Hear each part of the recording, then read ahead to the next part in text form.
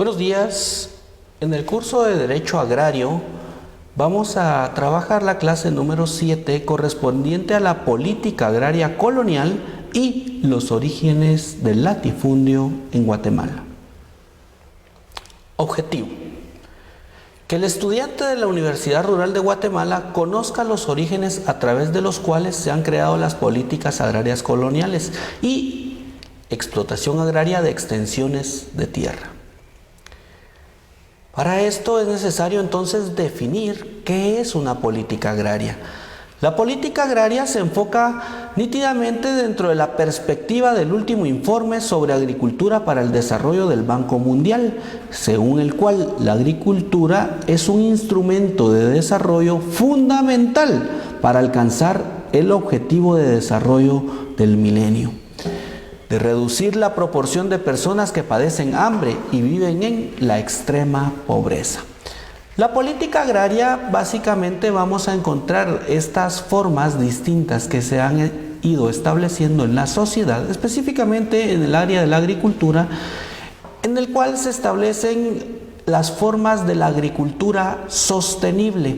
Es decir, que tanto el agricultor tenga esas políticas específicas a través de las cuales, a través de instituciones de Estado, como dentro de ellas podremos encontrar hoy en día el Ministerio de Agricultura, Ganadería y Alimentación, podremos encontrar esas formas a través de las cuales se pretende que esta agricultura sea de carácter sostenible y que posteriormente las comunidades más pobres a nivel nacional puedan tener un desarrollo de forma continua y que poco a poco vayan necesitando menos del apoyo estatal. ¿Para qué? Para que el Estado pueda apoyar a otras comunidades que también se encuentran en condiciones de pobreza o de extrema pobreza.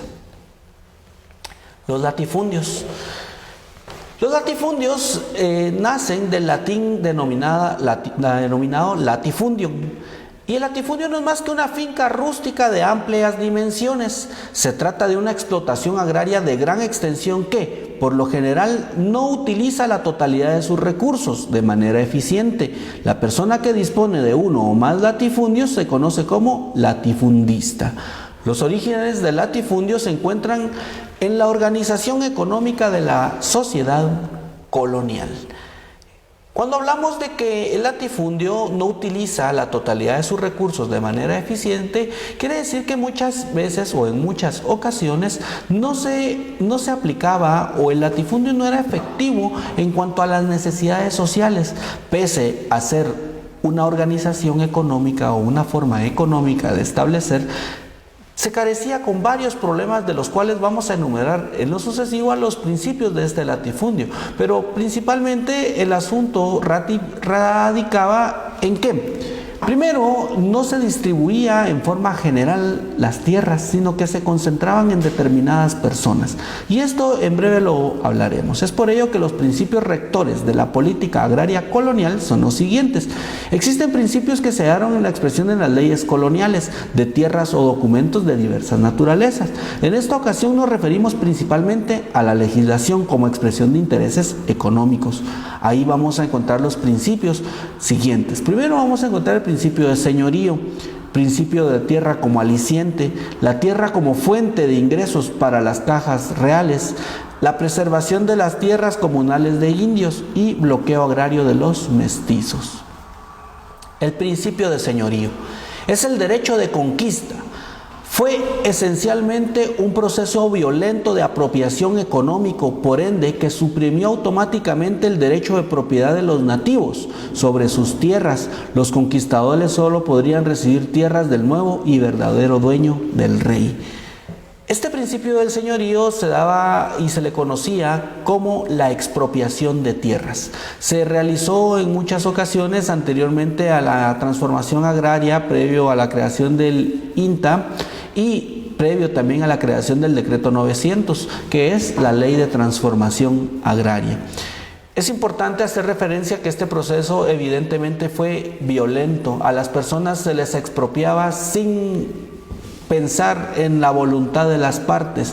Era una forma de quitarles de reprimirles la propiedad y violentar toda clase de derechos. Esto se daba en las grandes extensiones de tierra, y acá en Guatemala tuvimos sucesos como por ejemplo en Alta Verapaz, en el cual se hacían adjudicaciones de finca a favor de las personas extranjeras, muchos de ellos de naturaleza alemana, a quienes oportunamente se les brindaban grandes extensiones de tierra, y a través de los cuales hoy en día Guatemala sigue siendo productor de café, pero no productor de café de orígenes nativos, sino que productor de café de orígenes extranjeros que habían sido oportunamente o que oportunamente se les habían otorgado derechos, especialmente a la tierra. El principio de tierra como aliciente. El Estado español desarrolló un segundo principio de su política agraria de Indias, principio de tierras como incentivo. El rey ofrecía y cedía tierras o riquezas que no había poseído nunca antes del momento de cederlas. Este principio fue el arranque del latifundio en Guatemala. Vemos cómo al ser conquistados por los españoles, Guatemala, o en este caso nuestras tierras, se veían en este caso cedidas, sin siquiera conocérseles a las personas que eran propietarias o a quienes se les estaba expropiando. Pero el rey ofrecía cederlas, y así lo hacía para que personas de naturaleza española tuvieran un hábitat en Guatemala. Y acá venían bajo o previa una expropiación de tierras a nuestras personas o a nuestros nativos. La tierra como fuente de ingresos para las cajas reales. La monarquía comenzó a dictar órdenes encaminadas a que todos los propietarios de tierras presentaran sus títulos. Las propiedades rústicas serían medidas para comprobar si se ajustaba a las dimensiones autorizadas en aquellos documentos. Es decir, cuando se habían realizado expropiaciones o cuando había personas que tenían u ostentaban calidad o títulos de propiedad, debían de establecerse si efectivamente estos títulos eran efectivos, si eran reales, pero principalmente si las medidas, colindancias, linderos coincidían unos con otros. Si se determinaba la propiedad o se lograba establecer la existencia del mismo, pues quedaban efectivamente válidos. Sin embargo, en los casos que no existiera esa certeza, entonces se procedería a expropiar las tierras y se ajustaba a las dimensiones, obviamente en favor de las personas a quien se les otorgaban los latifundios.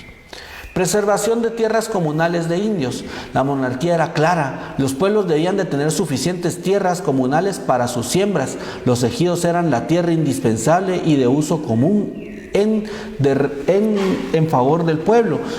Tierra y montes para recolectar madera y otros materiales de construcción, madera y hojas secas para combustible, espacios para exponer al aire y al sol, hilos y telas. Es decir, el latifundio también establecía, o la monarquía establecía, de que definitivamente era necesario otorgar espacios de tierra. Sin embargo, en este caso vemos cómo se llevaba a cabo la colonización, en el cual a las personas o a los trabajadores de los latifundistas se les empezaba a establecer porciones específicamente para vivienda y áreas especiales para cultivo, para consumo propio. Sin embargo, no dejaban de trabajar para el monarca, no dejaban de trabajar en favor de quien les otorgaba esta tierra, y esto no lo hacían bajo ningún costo o a algún precio o algún beneficio económico, sino que únicamente con el ánimo de gozar ese derecho, de preservar una tierra, de preservar un espacio de vivienda, de preservar un espacio en el cual las personas podían cultivar y crear estas acciones, o en este caso obtener productos o obtener agricultura u obtener todo tipo de acciones que pudieran permitir una vida digna. Bloqueo agrario de los mestizos. Dado que los mestizos formaban un contingente humano en crecimiento y de escasos recursos económicos, era de esperarse que el gobierno colonial, la política de la negación de tierras a los mestizos, los mestizos pobres en constante aumento demográfico, fue un factor que estimuló el crecimiento de los latifundios. Quiere decir entonces de que los mestizos no tenían entonces este acceso, ¿verdad? Toda vez de que el mestizo en Guatemala fue una gran porción de personas, que se daba el mestizo entre la realeza, como le denominaban, y se daba entre los aborígenes de Guatemala. De esta cuenta entonces vemos cómo existía una negación específica, ¿verdad?, al acceso de tierras por el hecho de ser pobres, y esto creaba que los latifundios entonces fueran más grandes y como consecuencia hubiera menos acceso a la tierra por las personas que menos acceso tenían a las condiciones económicas. El latifundio en Guatemala, entonces, como se ha explicado, se origina o se encuentra en las organizaciones económicas de la sociedad colonial. El latifundismo llegó a ser un serio problema sobre la agricultura y el comercio en la época colonial. Los elementos legales que dan vigencia a los latifundios es el señorío y la tierra como aliciente. Entonces vemos cómo el latifundio, pues sí, era un problema, ¿verdad?, tanto a la agricultura y al comercio, porque era una limitación. El latifundio era únicamente para personas extranjeras que el rey les otorgaba la tierra, pero que principalmente su función iba a ser eminentemente de beneficios personales, y estos ámbitos de agricultura y comercio se veían limitados, toda vez que no se explotaba de la mejor manera la tierra, se explotaba de la manera en que mejor a ellos les conviniera, y lo que más les interesaban eran las grandes extracciones de tierras, aunque las mismas no fueran aprovechadas en su totalidad. Al concluir, entonces, vamos a realizar la siguiente serie de preguntas. Pregunta número 1. ¿Qué es la política agraria? Respuestas. Literal A, vamos a encontrar que es una expresión jurídica de los intereses de las clases dominantes a quienes ese Estado representa. Literal B, leyes que favorecen a los latifundistas. Literal C, instrumento de desarrollo fundamental para alcanzar el objetivo de desarrollo del milenio. La respuesta correcta, literal C. Principio que fue el arranque del latifundio en Guatemala. Literal E, la tierra como fuente de ingresos para las cajas reales. Literal B, principio de señorío. Literal C, preservación de las tierras comunales de indios. Literal D, principio de tierra como aliciente. Literal E, bloqueo agrario de los mestizos.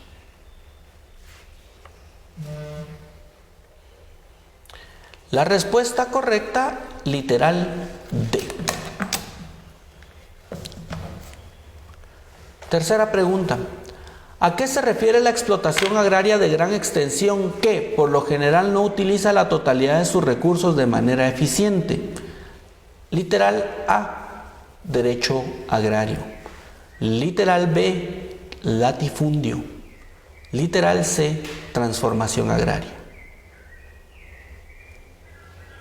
La respuesta correcta, literal B. Muchas gracias por su atención. Buen día.